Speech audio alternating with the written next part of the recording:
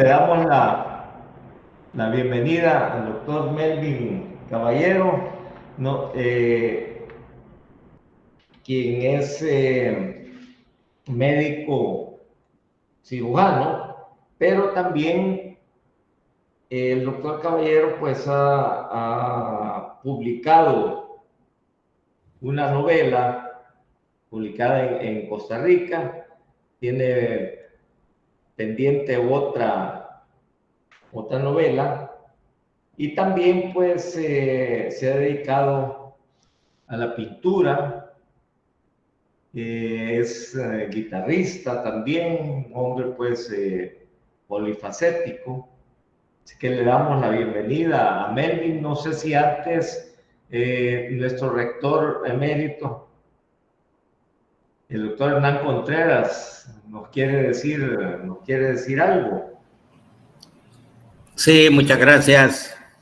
Un respetuoso y cordial saludo institucional para el doctor Melvin Caballero, que nos honra con su presencia en esta videoconferencia, y expresarle también nuestro agradecimiento por haber aceptado la invitación que le hiciera nuestro amigo doctor Germán Cáceres. Así que bienvenido, les reitero la bienvenida y como les repito, es un honor para nosotros que esté aquí en la Universidad Nueva de San Salvador, ayudándonos en el esfuerzo de promover y fortalecer la cultura. Muchísimas gracias, doctor Caballero. Bueno, gracias a usted. Bueno, Melvin, gracias por estar con nosotros y pues tienes la palabra, por favor. Y bueno, esta tarde pues he tenido a bien pues considerar el tema que vamos a dar, el asunto sobre el arte y la ciencia, o la ciencia y el arte, ¿verdad? Que a menudo pues se suelen tratar en las universidades y en otros ámbitos de la sociedad. Para ello vamos a pedir primero pues que nos pongan la primera diapositiva sobre la ciencia. Vamos a cabalgar, por así decirlo, de una manera rápida, sobre dos personajes para mí que son muy interesantes. La ciencia, primero, la definición, que es la explicación, una de las definiciones que escuché yo una vez en la universidad, que es la explicación racional y objetiva de los fenómenos que ocurren en el universo. Luego, Renato Descartes, como ya dijimos, pues nació en Francia en 1596, prácticamente es la época del Renacimiento, y murió en 1650 en Estocolmo, Suecia. Él fue un filósofo, matemático y físico, padre de la geometría analítica y padre de la filosofía moderna. Siguiente, por favor. Él es Renato Descartes. Es importante, pues, hablar sobre el discurso del método, solo mencionarlo, ¿verdad? Que en este libro él propone romper con el método aristotélico del silogismo, que es un método que aplica la lógica, ¿verdad? Detenernos a hablar sobre el silogismo sería pues motivo de una nueva charla que llevaría su hora también, ¿verdad? Donde hay una premisa mayor, una premisa menor y un juicio sobre esto, pero el silogismo tiene muchos pasos. El silogismo, pues, hay un libro de Aristóteles que se llama Los Analíticos, y ahí es donde se habla sobre el silogismo, que busca establecer una relación entre el sujeto y el predicado para unirlos o separarlos, ¿verdad? Ya sea, pues, una premisa universal afirmativa o una premisa universal negativa o particular afirmativa o particular negativa. Las conclusiones posibles surgen de su comparación por medio de estos juicios llamados premisa mayor y premisa menor, ¿verdad? Y así se comparan tres términos, sujeto, predicado y término medio. De esta comparación es que se obtiene un nuevo juicio como conclusión, y así se va avanzando porque son muchos pasos que tiene. Siguiente, por favor. Es la siguiente, sí, siguiente, bueno. Por ejemplo, ¿verdad? Decimos todos los hombres son músicos, sería pues una premisa mayor universal, pero sería negativa porque no es cierto que todos los hombres sean músicos. Germán, pues Germán Cáceres es un hombre, premisa menor particular. Germán es músico, sería una conclusión, ¿verdad? Entonces ese a modo de ejemplo de un silogismo. Siguiente, por favor. Siguiente. Luego tenemos que hay un libro que es importante aquí para mí, El Tratado del Hombre de René Descartes. Lo increíble que veo en René Descartes es que él, a partir de los estudios que habían hecho pues ya algunos anatomistas anteriores y de los estudios también que habían hecho algunos investigadores de la medicina como Paracelso, que era pues se le considera el padre de la química farmacéutica, ¿verdad? De la medicina, o los estudios anatómicos de Leonardo da Vinci, que no solo era artista, sino que también era un científico. Entonces, a partir de eso, él fue tomando también muchas cosas a considerar sobre la anatomía, ¿verdad? Y la mente. Así que, increíblemente, Renato Descartes, con su método deductivo, que él lo decía que era una intuición que se tenía y que las deducciones eran una serie de intuiciones, pues llega a conformar este libro que se llama El Tratado del Hombre. Siguiente, por favor. Él, increíblemente, Renato Descartes, en su intuición, ¿verdad? Que fue casi bastante atinada. Ustedes pueden ver ahí que es un corte sagital del cerebro, donde se ve a la derecha y en la parte de arriba señalado la glándula pineal gland. Es una pequeña esfera que se ve ahí, que ella produce melatonina, que sirve para dormir y también tiene que ver con el desarrollo secundario del hombre y de la mujer, el desarrollo sexual. Entonces, en esa pequeña glandulita decía él que se producían lo que él llamó espíritus animales, los que hacían dilatar la pupila o contraerla, que habían unos pues que estimulaban de una manera estimulante y de la otra, valga la redundancia, de una manera inhibidora. Por ejemplo, uno que contrae la pupila y otro que dilata la pupila, uno que acelera el corazón, otro que enlentece el corazón, uno que hace mover los músculos, otros que los pone flácidos, y así todas estas, a él le llamó espíritus animales. La equivocación de Renato Descartes en esos tiempos que no se contaba ni con microscopios como ahora, y que no se sabía pues de estudios del torrente sanguíneo que detectaran niveles de hormonas o de neurotransmisores, la gran intuición de él le pegó en todo a esto. En lo que se equivocó fue en la glándula, que la glándula no era la glándula pineal, sino que la que está a la izquierda, la pituitaria. La glándula pituitaria es la que prácticamente produce todos esos neurotransmisores de los que estamos hablando. ¿Y qué le llamo espíritus animales? De los cuales les puedo yo pues mencionar algunos nombres como la adrenalina, la dopamina, la serotonina, la acetilcolina, etc. Siguiente, por favor. Los estudios anatómicos, como les dije, que hacían en esos tiempos, como Andrea Vesalio, Leonardo da Vinci, ayudaron mucho también al estudio de Renato Descartes. Siguiente. Siguiente, por favor. Siguiente.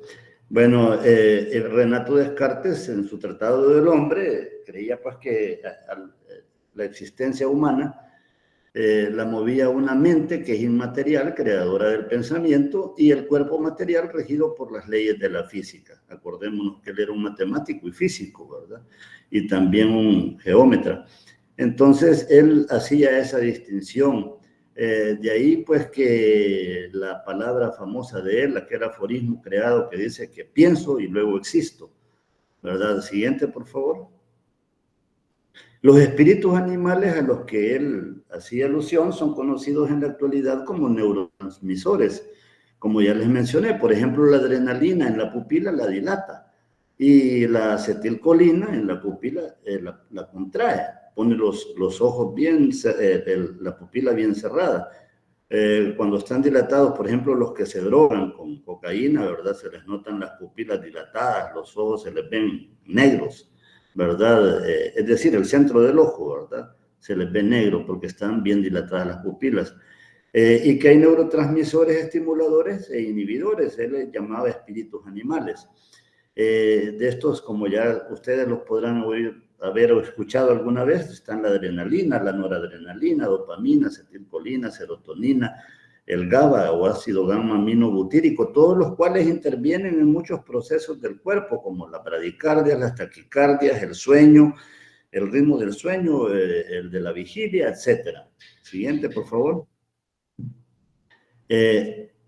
La intuición, como ya les dije, como para su método deductivo, que aparte de lo general a lo particular, ¿verdad? Eso es el método deductivo.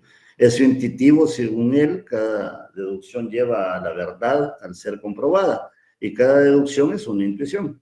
Es contrario al método inductivo-deductivo de Aristóteles, que después deduce leyes generales para explicar los fenómenos observados, o método científico, ¿verdad? Que tenía Aristóteles particularmente. Que por cierto, Aristóteles era un filósofo grande y todo, ¿no? Pero él era geocentrista, pensaba de que todo giraba alrededor de la Tierra, y eso pues alteró un poco el conocimiento general durante mucho tiempo. Galilei pues le rebate esto a Aristóteles y prácticamente a la iglesia, ¿verdad? Y por eso iba a ser hasta quemado, pero se salvó, porque se retractó de eso, pues, y dijo que sí, que todo giraba alrededor de la Tierra. Siguiente, por favor. Da Vinci con sus dibujos, siguiente. Sus dibujos anatómicos, donde podemos ver las venas distribuidas, ¿verdad? Saliendo del corazón, los grandes vasos, la aorta, la arteria pulmonar, las arterias humerales, ¿verdad? La subclavia, las arterias yugulares. Siguiente, por favor. Estos estudios anatómicos de Leonardo fueron muy importantes para conocer la movilidad del sistema musculoesquelético, pues pueden ver cómo tiran esos músculos como que son palancas, ¿verdad? Que tiran de los huesos, ¿verdad? Se pueden ver en el cuello, se pueden ver en la axila, ahí, ¿verdad? Cómo ellos sirven, los músculos bíceps, los músculos coracobraquiales, los músculos esternocleidomastoideos, pectorales, etcétera. Siguiente, por favor. Es de decir también que Da Vinci, que estaba entre la ciencia y el arte, por eso tenía un conocimiento bastante profundo, fue el primer hombre en la historia de la humanidad hasta ahorita conocido, ¿verdad?, en disecar y estudiar anatómicamente a un feto dentro del vientre materno. Él pues hizo esas disecciones de una mujer que murió embarazada. Así que son muy interesantes los estudios anatómicos de Da Vinci. Sigamos, siguiente. Aquí tenemos nosotros la pineal de Descartes, ¿verdad? Que decía que ahí se derivaban pues todas las hormonas de esa pequeña glandulita, se iba a estimular a todas las glándulas, al páncreas, al tiroides, a la hormona del crecimiento, a todas. Pero resultó que se equivocó por unos centímetros porque era la otra glándula que estaba hacia adelante, es decir, no en la parte posterior, sino en la parte anterior del tallo cerebral, que es la glándula hipófisis. Sigamos a la siguiente. Ahí se puede ver la glándula pineal encerrada en ese círculo, pero a la izquierda del cuadro se ve en esa masa roja que conforma pues parte del lóbulo temporal del cerebro, se ve una pequeña glandulita que está señalada como hipófisis. Esa es la glándula que produce todos los espíritus animales de la que hablaba Renato Descartes, es decir, él se equivocó por unos centímetros, ¿verdad? Siguiente, por favor. Respecto al arte y ciencia, ¿verdad? Uno puede, esto es algo que he llegado a reflexionar, que el arte es sensible y busca expresar la vida y la realidad bajo un punto de vista personal, el del autor, que al proyectar al público su visión particular expone su estilo o visión original, algo personal, ¿verdad? Y eso es el estilo, pues el toque de personal que pone una persona, alguien, un artista, a sus trabajos. Es decir, que si nosotros escuchamos una obra de Mozart, inmediatamente reconocemos que ese estilo es de Mozart y es de Mozart la obra. O si es de Beethoven, pues uno reconoce pues por los cambios de los matices del sonoro, ¿verdad? Muy fortísimo a pianísimo, es decir, de fuerte a muy suave y así, ¿verdad? O con unos finales que se van retardando, se van prolongando, y uno puede ver pues que es el estilo del autor. Siguiente, por favor. Siguiente. Ahora, en cuanto a que el arte y la ciencia aquí, este es el otro set. Vamos a hablar sobre el arte ahora, después de haber hablado de la ciencia. El arte, está bien, el arte, ponga otra vez la diapositiva sobre que puso arte y ciencia. Estábamos, esto es, exacto. Es la manifestación de la actividad humana, mediante la cual se interpreta la realidad o se manifiesta lo imaginado mediante recursos plásticos, lingüísticos o sonoros. Esto pues nos lleva a que el arte es sensible. Hay una prosa de Thomas Mann en Muerte en Venecia que es una paráfrasis de El banquete del amor de Platón, donde el gran Sócrates, que era feo y sabio, le habla a Fedón, que era un joven bello y que pretendía ganarse la amistad de Platón. Y pues le dice aquí, Thomas Mann en Muerte en Venecia, está viendo a un muchacho que es bello y se está muriendo, el artista, ¿verdad? El que él pone, que es un escritor, que le dice en una prosa poética muy, muy impresionante, dice, porque la belleza, Fedón, nótalo bien, solo la belleza es al mismo tiempo divina y perceptible. Por eso es el camino de lo sensible, es decir, el arte es sensible, ¿verdad? Es auditivo, es visible, es táctil, ¿verdad? Como en las esculturas, es de gusto, ¿verdad? Se olfatea, es sensible, por eso es el camino de lo sensible, dice él, el camino que conduce al poeta, es decir, al artista, ¿verdad? Hacia el espíritu. Pero ¿crees tú, amado mío, que podrá alcanzar alguna vez sabiduría y verdadera dignidad humana aquel para quien el camino de lo sensible pasa primero por los sentidos? Le está diciendo en esa prosa Thomas Mann, ¿verdad? Abandono la decisión a tu criterio, Fedón, porque he de decirte que nosotros, los poetas, aunque parecemos aguerridos y disciplinados guerreros, nos parecemos más bien a las mujeres, pues nuestras ansias han de ser de pasión y nuestros deseos de amor. Ese es un fragmento, ¿verdad? Me lo sé de memoria y pues se los estoy diciendo a ustedes para que entendamos que en el arte no se necesita comprobar nada, ¿verdad? Es algo muy sensible y es algo muy personal y que se vuelve también hacia el público. Y que también crea sus preceptos, ¿verdad? Crea sus leyes, pero que están tendiendo siempre pues a revolucionarse, a cambiar, igual que en la ciencia. Siguiente, por favor. El arte o poesía, poiesis, viene de creación. Eso de la palabra griega, poiesis es creación. La poesía nació en la antigua Grecia antes que la filosofía. Y siguiente. Y bueno, aquí, como les puse un ejemplo de ciencia, un paralelo, que fue el de Descartes en la ciencia, un paralelo que les pongo acá es el de este escritor y que les recomiendo que lean su libro, El perfume, de Patrick Süskind. Es un muy buen libro.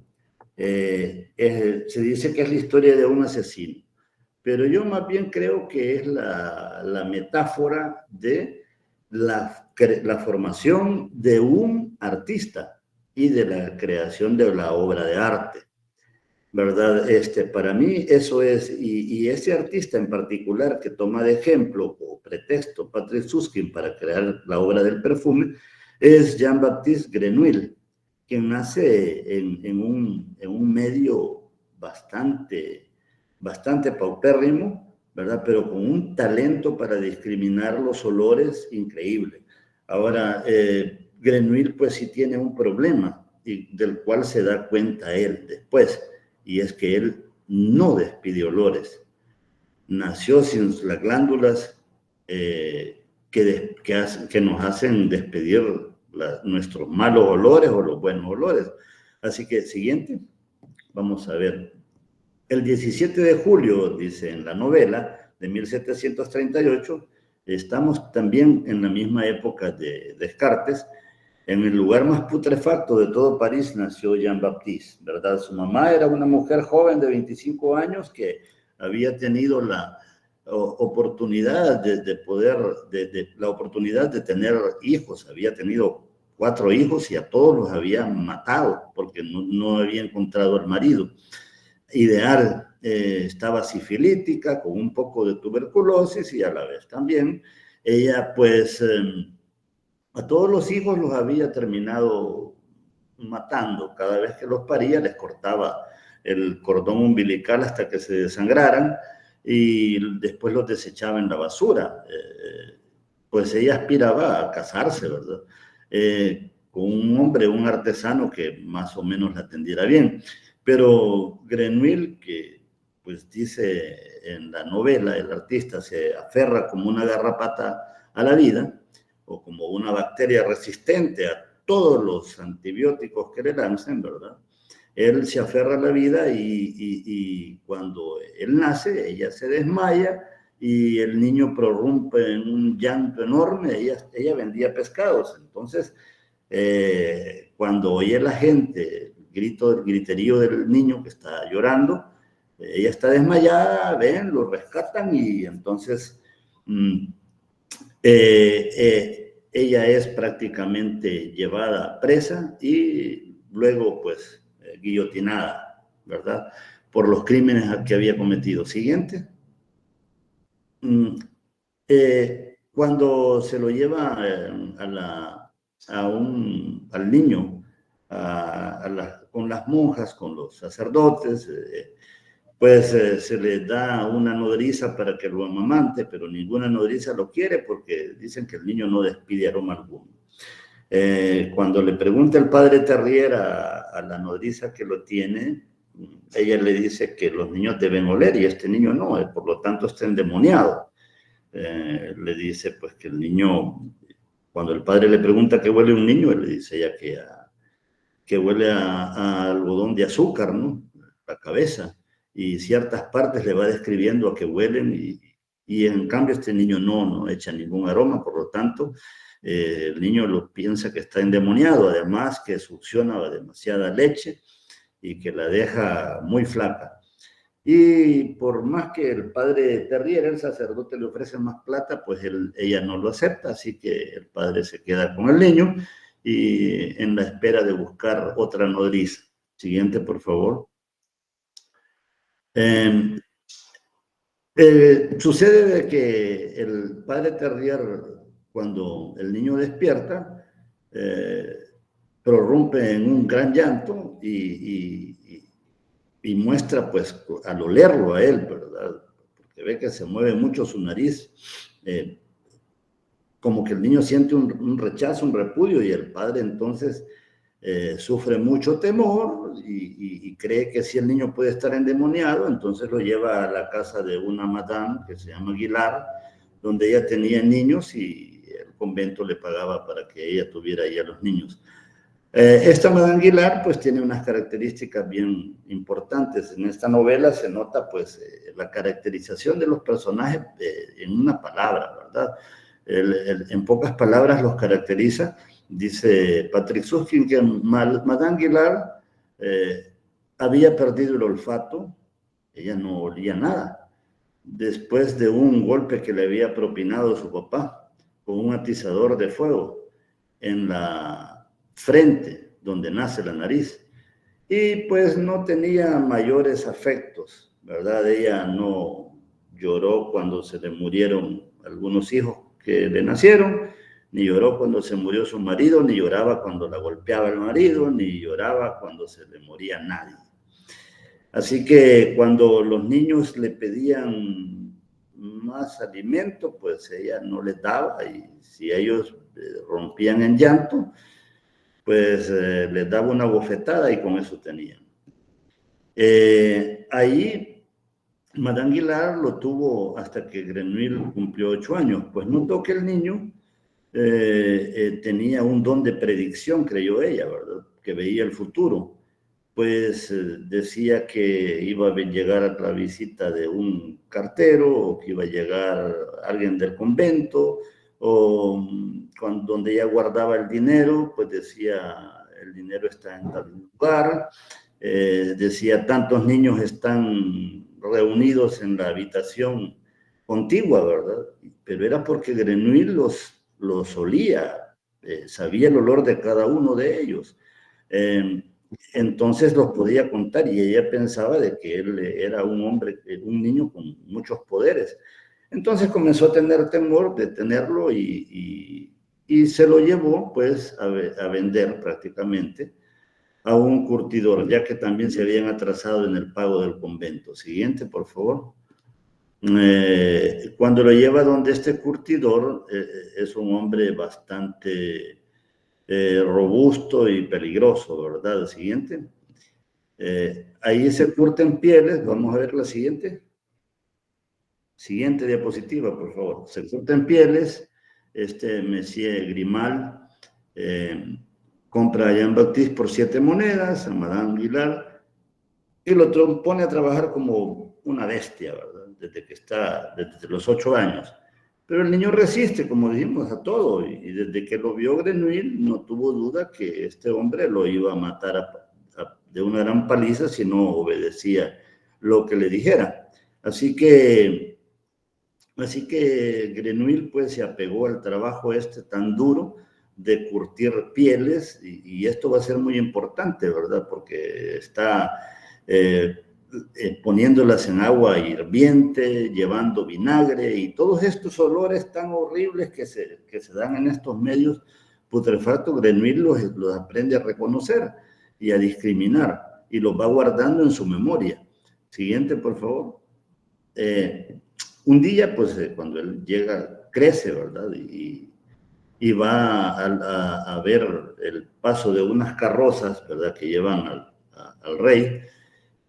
Pues él siente un olor muy especial, y a lima, a limón, a granadas.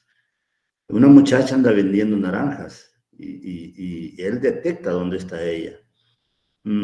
Así que la persigue el olor mediante el olfato hasta que da con ella. Ella no lo ve, está de espaldas, y él, arrobado por el aroma que despide ella, y sobre todo su sexo, que es un aroma a pescado, como lo describe el autor, pues la mata. La mata asfixiándola. Y una vez que la ha asfixiado, comienza a olerla, toda, y queda pues él maravillado del olor que ella despide, ¿verdad? Desde sus pies hasta sus cabellos, y sobre todo su sexo, ¿verdad? Sus axilas, sus pechos, y va discriminando cada olor. Pero con el paso de las horas va notando que aquel olor se pierde. Así que él se retira, y en la mañana pues encuentran muerta a la muchacha. Siguiente, por favor. Esto pasó, y estando él, como él llevaba pieles a un famoso perfumista llamado Giuseppe Baldini. Resulta que Giuseppe Baldini pues estaba pasando un mal momento porque había otro perfumista de apellido Pelisek, que él había producido un perfume bastante exitoso llamado Amor y Psique, que por cierto, si lo buscan ustedes en internet, ahí lo van a encontrar que sí existe ese perfume, Amor y Psique. Y este hombre no se le ocurría cómo superarlo y ya estaba viejo y él había creado dos perfumes que le habían dado fama antes, uno que se llamaba La Rosa del Sur y el otro que se llamaba el Bouquet de Baldini, el Bouquet Galante de Baldini. Pero ahora no podía crear nada nuevo para ganarle a Pelisek. Así que cuando Grenouille lleva los cueros curtidos que había encargado Baldini al jefe de Grenouille, Grenouille se queda admirado al ver todos los estantes llenos de las fragancias diferentes con las que se fabrican los perfumes. Y también al ver esto, Grenouille le dice que él puede crearle un perfume mejor que el de Pelisset. Estoy aquí resumiendo, ¿verdad? Mejor que Amor y Psique. Amor y Psique es malo, le dice. Y entonces le pide permiso para hacerlo y este no lo puede creer que lo vaya a hacer este hombre insignificante y rudimentario, pero bueno, él sin poseer todas la maestría y todo todas las técnicas, ¿verdad?, de ejecución de cómo crear un perfume utilizando las probetas, las redomas, las pipetas, los goteros, sino que así bastante tosca la ejecución, pues va escogiendo cada bote con cada recipiente, con cada aroma, cada fragancia, ¿verdad? Y las va uniendo, le pone alcohol y todo esto, ¿no? Y al final tiene exactamente el perfume Amor y Psique, preparado de una forma rudimentaria, pero ese es el Amor y Psique, y Giuseppe Baldini queda admirado. Así que, siguiente, por favor. Así que días después él va donde el curtidor y se lo compra a Grenouille para que le vaya a ayudar. Ahí se pasan horas enteras creando nuevos perfumes. Siguiente, por favor. Como pudieron ver en la anterior, Baldini le había mostrado un alambique, ¿verdad? Que era un lugar donde se procesaban los perfumes, es decir, de meter muchas sustancias, ¿verdad? Con grasa, con alcohol, con flores, todo esto, se sacaban unas cuantas gotitas y así se iban fabricando los pequeños frascos que conformaban el perfume. Siguiente, por favor. Todo esto a Grenouille, ¿verdad?, le encantó y se sometió, a pesar que él tenía mucho más talento, nació con ese talento de los aromas para identificarlos. Tenía mucho más talento que Baldini, pero necesitaba del conocimiento de Baldini para él tener un arte refinado, ¿verdad? Refinarse en este arte y obtener otros conocimientos adicionales para llegar a ser un oficial de perfumista. Siguiente, por favor. Así que él se sometió a todo lo que Baldini le dijo, incluso pues para no solo crear perfumes, sino que también pastas, ¿cómo es que se llama? Emplastos medicinales, con ciertos aromas también medicinales, alcanforados o con eucalipto o con otras esencias medicinales y también cremas cosméticas y también otros tipos de perfumes que no necesariamente pues son líquidos. Siguiente, por favor. Cuando él ya logró, pues después de vencer el antrax que sufrió, donde el curtidor Grimal, ¿verdad? Como les dije, él sobrevivió a la peste negra, conocida como anthrax ahora, y también sobrevivió a un grave sarampión de adulto cuando estaba donde Baldini. Él se fue y se retira se va de la ciudad donde vivía, ahí en París, y como le preguntara a él a Baldini dónde podía encontrar un lugar donde pudiera sacarle la esencia a los seres, pues a los animales, porque él había tratado y le dijo que no podía. Y le dijo que se fuera a la ciudad de Graz, que ahí se practicaba mucho eso. Entonces él se va, pero hay un nudo en la novela donde él se va a una montaña de los Pirineos, pasa prácticamente en la soledad, en una cueva, y vive de comer lo que haya, ¿no? Muy vegetariano, y estando ahí, pues pasa en una gran meditación, pasa 7 años en eso, y estando en esos 7 años, al final de esos 7 años, descubre que él no despide aroma alguno, porque ha estado conviviendo con los animales, y estos animales sí despiden aroma cada uno, ¿no? O hedores, pero él no despide ningún aroma. Así que ni hedor tampoco de sus axilas. Así que baja de la montaña, un hombre noble lo ve entrar a la ciudad, y entonces él lo toma como parte de sus trabajos, de sus estudios de investigación, de los fluidos letales que él llamaba. Pues si lo presenta en la universidad y dice que este hombre todo cavernícola, él lo va a transformar con sus teorías científicas que él tenía de cómo pues los fluidos letales podían dañar a una persona. Y lo único que hace él es que dice que lo va a transformar con su fluido vital.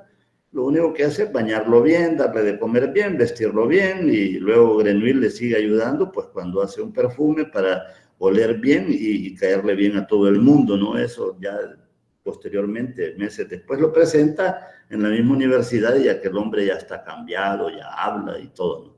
Entonces, Grenouille se despide de esta ciudad donde este marqués de Montpellier le da 50 francos, creo, no recuerdo, bueno, el tipo de moneda que utilizaba en ese momento, pero sí le da una buena cantidad de dinero y un buen traje, se va de ahí y llega a la ciudad de Graz, donde conoce a una viuda de Arnulfi, que tiene ya un oficial perfumista que le ha dado trabajo. Este oficial es el que lo va a mandar a Grenouille porque no puede pagar a 2, y Grenouille se conforma con ganar poco. Ahí pues se dedican a fabricar jabones, y lo hacen extrayéndolo de las rosas, ¿verdad? Y aplicando también alcohol y grasa, ¿verdad? Ahí él aprende mucho pues sobre cómo extraer los aromas de los seres vivos. Siguiente, por favor.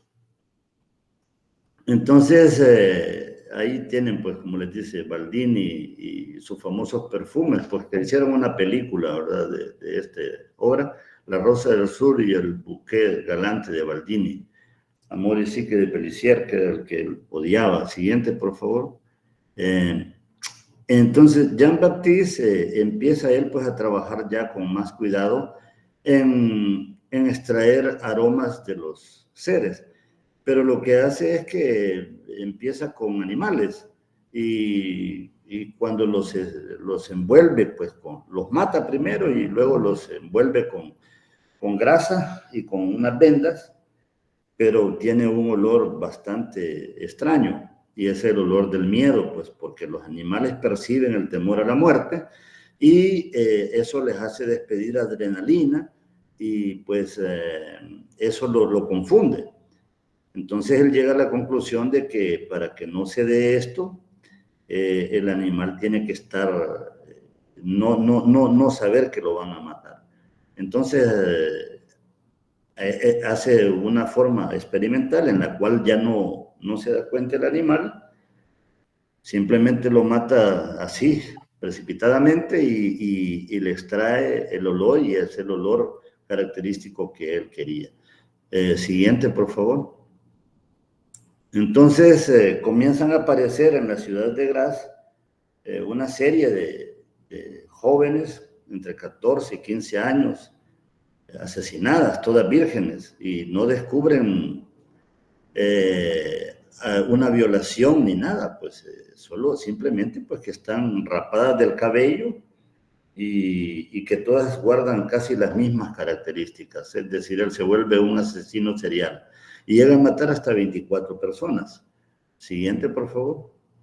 Grenouille siempre está recordando el aroma de la muchacha que conoció, esa muchacha humilde, y a veces pues se lamenta de haber tenido que hacer eso, pero él entiende que era necesario hacerlo porque solo pues así hubiera conocido cómo huelen las personas, y es algo que él no tiene y que quiere robar, quiere extraer ese olor, así como se los extraen a las maderas y a todas las frutas y demás seres inanimados. Siguiente, por favor.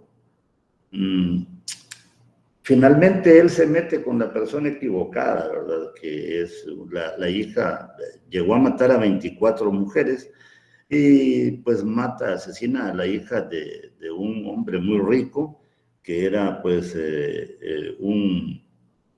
el segundo miembro pues del Consejo de Gobierno de la ciudad de Graz, y él increíblemente logra dar con ella porque el padre de la muchacha, como no han descubierto quién es el asesino, huye con la muchacha para irla a casar con el hijo de un varón para así adquirir un título nobiliario, y resulta de que donde sea que van es encontrada la muchacha por Grenouille, y ahí pues sí, cuando la mata, pues el autor de la novela describe de una manera impresionante pues cómo es que hace el perfume Grenouille, ¿verdad? Y es que le da un mazazo en la nuca cuando ella estaba dormida, y ya totalmente muerta, sin más, pues la desnuda, él lleva sus vendas, su grasa animal, que es de vaca, ¿verdad? El alcohol necesario por el que dispone, y se lo aplica por todo el cuerpo, ¿verdad? La venda como que fuera una momia, y luego después, al quitarle, espera que pasen 6 horas, y después de 6 horas en la noche, así, quita las vendas y las somete pues a lo que llamaríamos baño de María, es decir, a meter en un pequeño alambique que lleva ahí, hasta la última gota de grasa, que ya con el alcohol, que ya le han absorbido todos los aromas a la muchacha, para sacar unas cuantas gotas del perfume original, natural de ella, pues de la chica que se llama Loren. Entonces, de estos 25 cuerpos se les trae una esencia increíble, ¿verdad? Es decir, de la pubertad, a lo que huele la juventud. Siguiente, por favor.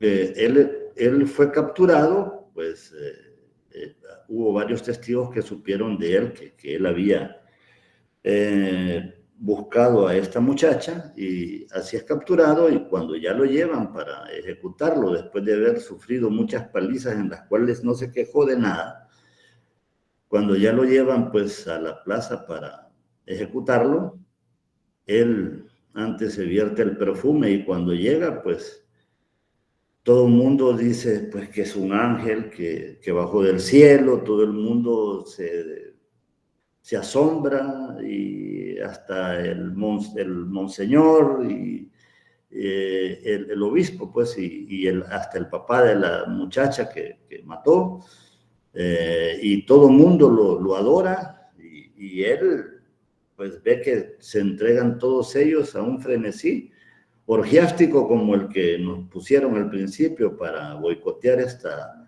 presentación, y finalmente él siente asco de esta gente, y siente odio, no siente ningún amor. Él quería que lo amaran, ¿verdad? Pero lo que siente es odio. ahí pues se da un poco pues la trama de toda novela policíaca, ¿verdad? De que una persona nace en un medio totalmente corruptible, ¿verdad? Donde la gente es maltratada, pues él se crece así, con esas mismas características. Siguiente, por favor.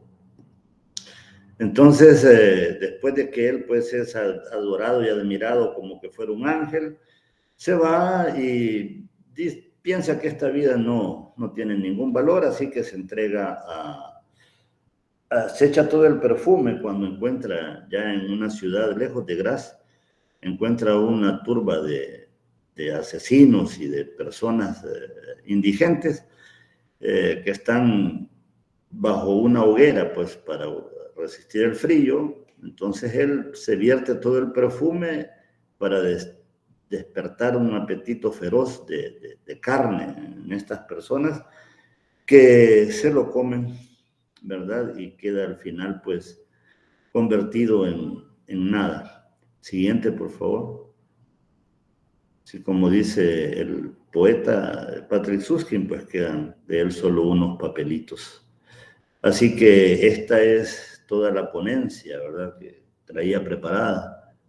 Espero que haya sido de su agrado y si hay preguntas, pues con gusto se las respondo.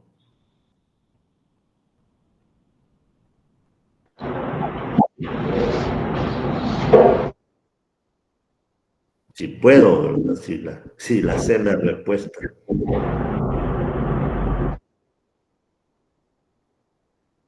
Gracias, Melvin, por tu ponencia. Si hay algún comentario, alguna persona quiere agregar algo.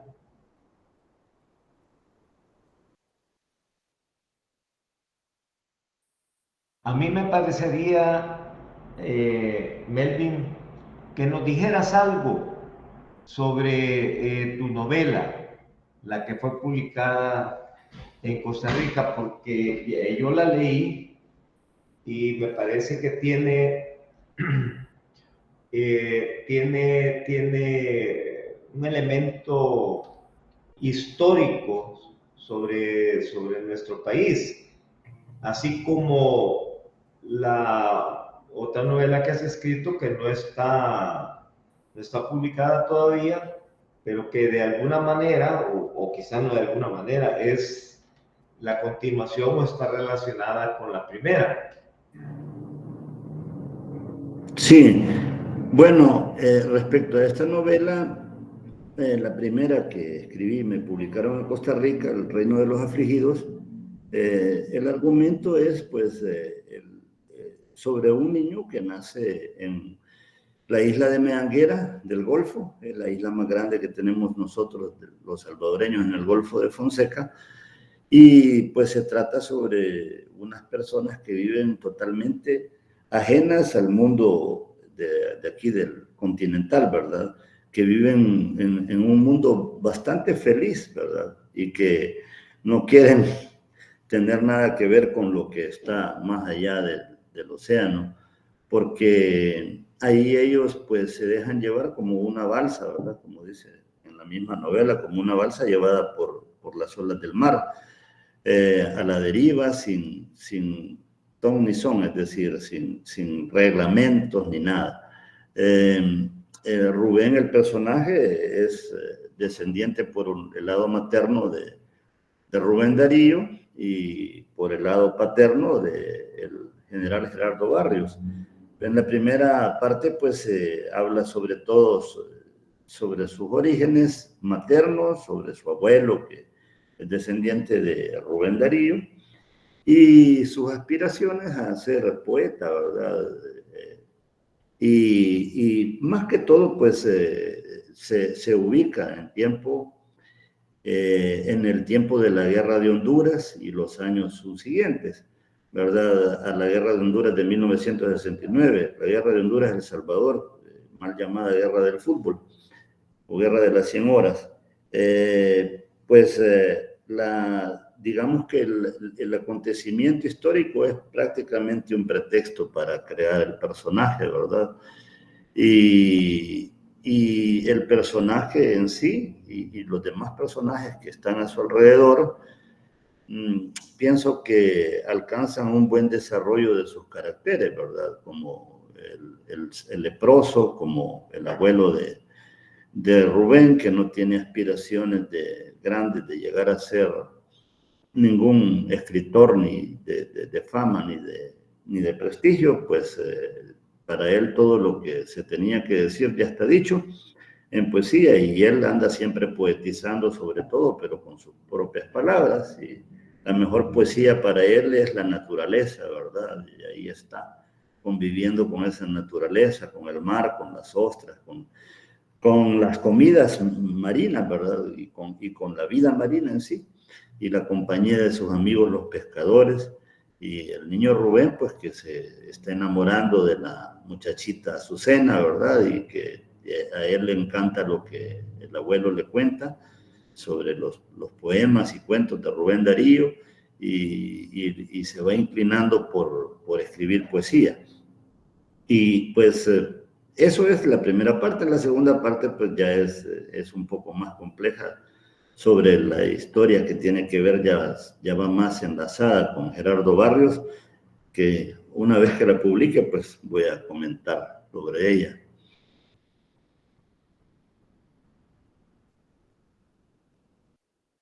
No sé si alguien tiene alguna pregunta.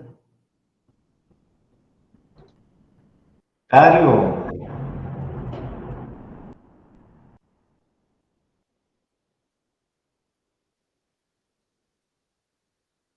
tenemos una buena audiencia, pero no veo que nadie se anime. Quisiera nada más decir, bueno, que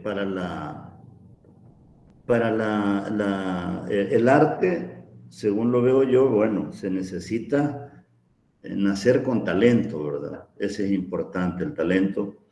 Se necesita tener disciplina para el ensayo constante, como lo aplica en la novela. Les recomiendo que lean la novela de Grenouille, El perfume, de Patrick Süskind, perdón. La disciplina constante, ¿verdad? Y todos los artes tienen pues sus preceptos, sus preceptivas, ¿verdad? Y sus reglas sobre la composición. Y la ciencia igualmente también tiene sus exigencias, ¿verdad? Las artes y las ciencias son indispensables pues para el desarrollo de la inteligencia, y también para, ¿por qué no decirlo, verdad? Para mantener una mente sana. El talento pues es algo con el que se nace, ¿no?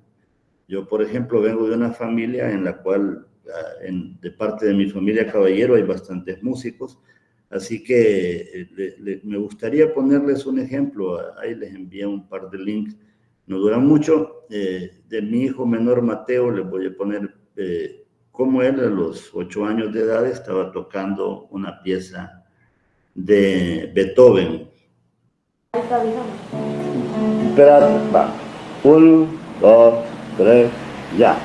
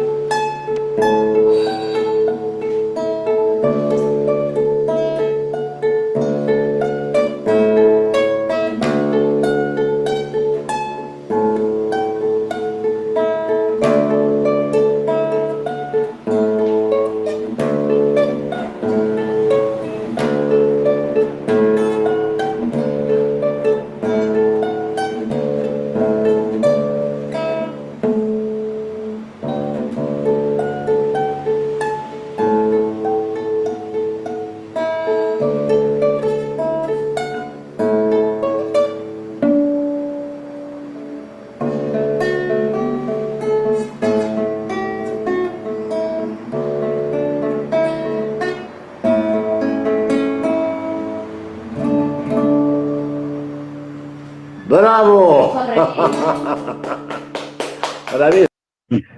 Bueno, este es un ejemplo de que no hay pues todavía una técnica, un estilo elaborado en la colocación de las manos. Es un niño que nace con el talento, ¿verdad? Ya viene en la sangre, vienen los genes. Y de ver cómo toco yo o el hermano mayor, pues él se pone también a tocar. Y posteriormente, pues se le va enseñando, se le va diciendo cómo colocar mejor las manos y todo. Aunque la guitarra ahí le quedaba bien grande, pero él desde pequeño buscaba las guitarras grandes, no quería las pequeñas. Así que le voy a pedir que ponga el último video, no el segundo, sino el último, cuando él está ya más grande, de unos 12 años, tocando a Tchaikovsky.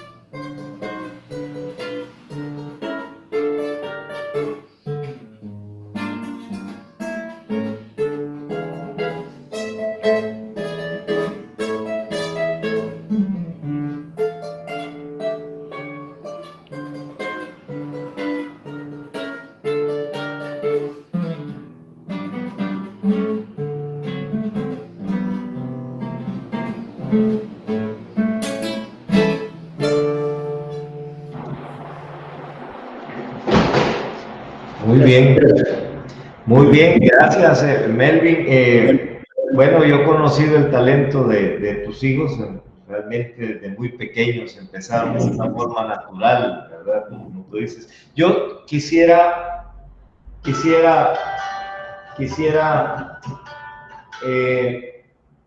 agregar un par de palabras sobre Patrick Süskind, quien es pues un escritor muy importante, alemán. Es un hombre de 75 años en estos momentos. Ha estudiado, es un especialista en historia medieval, ¿verdad? Y también en historia moderna. Y allá por 1981 presentó su primera obra, que fue un monólogo teatral titulado El Contrabajo.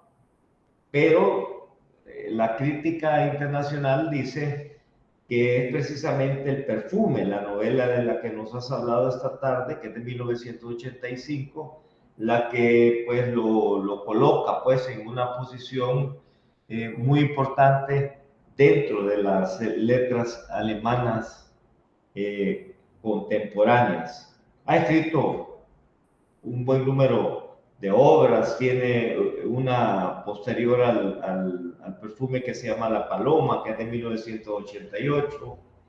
En el 91 publicó también La historia del señor Sommer y otras más. Un hombre que sigue activo.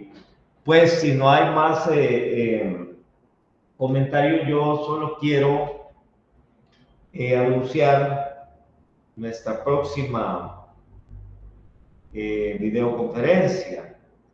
Esa será el día 30 de mayo Y tendremos en esa ocasión al doctor Igor Sarmientos de Guatemala.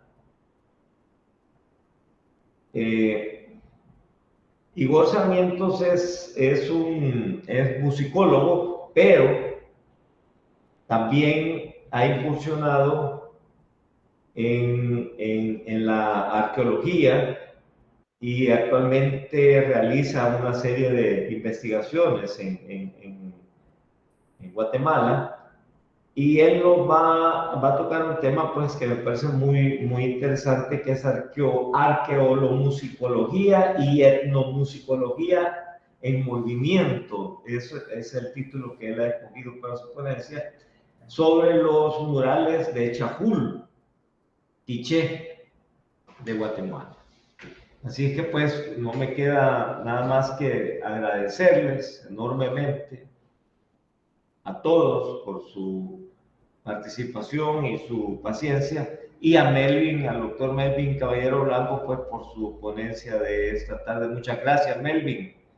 Bueno, y también pues, desde que comenzamos con estas videoconferencias, siempre has estado presente, Melvin, participando sí. en otras. Así es que, pues, muchas gracias a todos y nos veremos el jueves 30 de mayo a las 4 de la tarde. Saludos a todos. Hasta pronto.